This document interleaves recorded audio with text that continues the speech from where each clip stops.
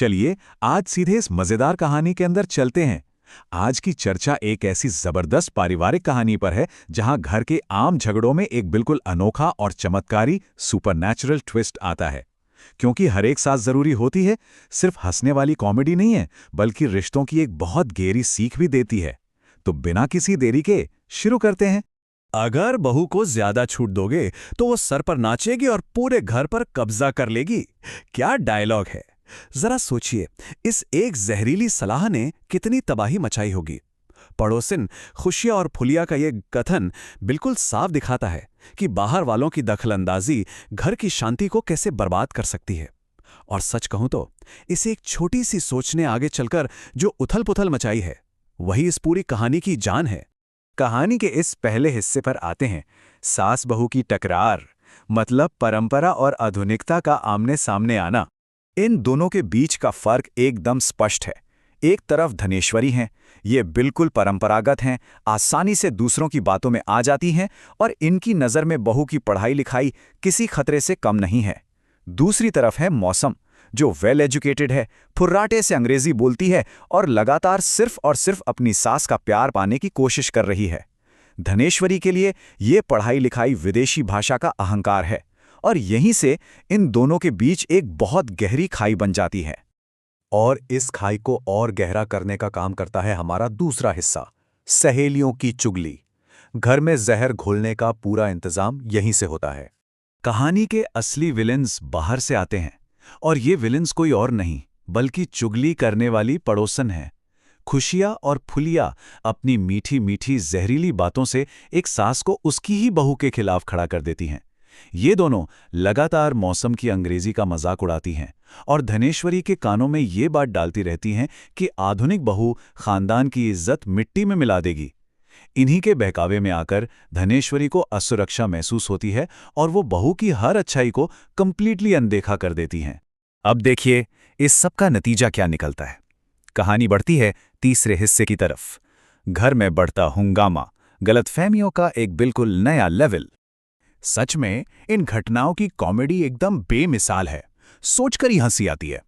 एक तरफ दादाजी के अंडरगारमेंट्स बार बार गायब हो रहे हैं, जो पूरे घर में एक अलग ही कॉमेडी का माहौल बना देता है। दूसरी तरफ घर की चचियां नकली लॉटरी के चक्कर में आकर कबाड़ और सस्ते अप्लायंसेस खरीद लाती हैं और मौसम की किसी चेतावनी को नहीं सुनती। पर सबसे मजेदार तो पिज्जा वाला किस्सा है। मौसम बेचारी पिज्जा बनाना चाहती है, पर घर वाले पिज्जा को जीजा समझ लेते हैं और बवंडर खड़ा कर देते हैं कि ये परिवार की मर्यादा तोड़ने वाला कोई अश्लील शब्द है। गलतफहमियां आखिर किस हद तक जा सकती हैं, ये इसका परफेक्ट एग्जाम्पल है। लेकिन ये कॉमेडी और तनाव अपनी चरम सीमा पर तब पहुंचता है जब कटहल की सब्जी बनती है। धनेश्वरी जिद करती है कि सब्जी उनके पारंपरिक तरीके से ही बनेगी। वो बीच में दखल देकर उसमें बेहिसाब तेल और मसाला डाल देती हैं। नतीजा, पूरे परिवार को भयंकर फूड पॉइजनिंग हो जाती है। लेकिन इस हादसे का एंड बहुत गंभीर होता है। इस सब का सारा दोष मौसम पर थोप दिया जाता है। उस पर इल्जाम लगता है कि उसने खाने में जमाल गोटा मिलाया है और बात यहां तक बढ़ जाती है कि उस पर बेवजह हाथ भी उठाया जाता है। अब यहां एक बहुत ही बड़ा सवाल खड़ा होता है, इस बढ़ते क्लेश का अंत कैसे होगा? एक ऐसी बहू जिसे हर बात के लिए दोषी ठहराया जा रहा हो, जिसका कोई साथ ना दे रहा हो, ऐसी जहरीली स्थिति में उसे इंसाफ आखिर मिलेगा तो मिलेगा कैसे? और लीजिए, यहीं से आता है कहानी का सबसे जबरदस्त ट्विस्ट। चौथा हिस्सा, दादी के भूत की धमाकेदार एंट्री। जरा इस दृश्य को इमेजिन कीजिए। रोते हुए मौसम के सामने अचानक घर की पुरखिन यानी दादी का भूत प्रकट होता है, और वो भी फुर्राटेदार अंग्रेजी में बोलते हुए, हेलो माय डियर बहू, how are you, I am your grandmother in law. ये शॉक वैल्यू एकदम कमाल का है। पढ़ी लिखी मौसम का साथ देने के लिए दादी का भूत भी मॉडर्न और अंग्रेजी भाषी बनकर सामने आता है। लेकिन दादी वापस आई क्यों? दादी कोई आम भटकती आत्मा नहीं है जो लोगों को डराना हो। उनकी धरती पर एक अधूरी इच्छा रह गई थी। दरअसल उनका निधन सास बनने से ठीक पहले हो गया था। अपना सास धर्म पूरा करने की और एक सच्ची और अच्छी सास बनने की उनकी ये बेचैनी ही उन्हें वापस धरती पर लाती है। इसके बाद शुरू होता है दादी का इंसाफ, वो भी एकदम स्टेप बाय स्टेप। पहले दिन दादी की रूह मौसम की पुकार सुनती है। दूसरे दिन वो चुगली करने वाली चाचियों को डराती हैं और उनके सारे राज खोलती हैं। तीसरे दिन सीधा धनेश्वरी के सामने आकर इस टॉक्सिक माहौल की सच्चाई उजागर करती हैं। और चौथे दिन एक नकली तांत्रिक बुलवाया जाता है ताकि सबके सामने मौसम को निर्दोष साबित किया जा सके। एकदम किसी मास्टर प्लान की तरह दादी इस पूरे जहरीले माहौल की साफ सफाई कर देती हैं। तो आखिर में इस सुपरनैचुरल हंगामे का परिणाम क्या हुआ, ये हम देखते हैं 5वें और आखिरी हिस्से में। सास बनी बहू की सहेली। दादी का भूत एक बहुत ही गहरी बात कहता है। एक सच्ची सास अपनी बहू पर राज नहीं करती, बल्कि उसकी सहेली बनती है।